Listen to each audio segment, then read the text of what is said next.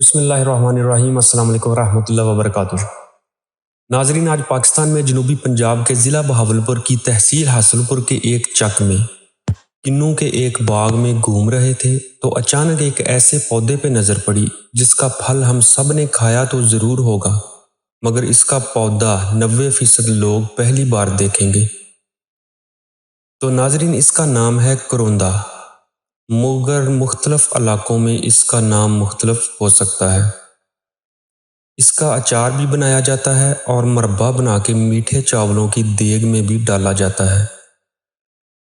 घर में जो मीठे चावल पकाए जाते हैं उसमें पिस्ता, बादाम और किशमिश, जिसको सौगी कहते हैं, और खुश्क नारियल की काशें डाली जाती हैं जिसको गिरी कहते हैं। मगर शादी ब्याह या मुख्तलिफ तकरीबात में मीठे चावलों के अंदर मुख्तलिफ किस्म के मरब्बे के साथ साथ करोंदा का मरब्बा भी डाला जाता है, जिसको मेरे समेत आप सब ने देखा और खाया भी होगा। कुछ दिन पहले भी एक तकरीब में मीठे चावलों की देग पक रही थी, उसकी वीडियो भी बनाई हुई थी, उसको सबूत के तौर पे भी देख लेते हैं हम।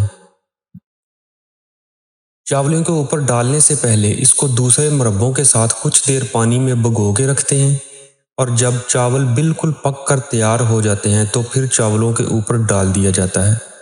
चावल खाने से कुछ देर पहले डालने से ये ना ही मुरझाता है और ना ही ज़्यादा घुलता है, बल्कि अपनी शक्ल व शबाहत कायम रखता है।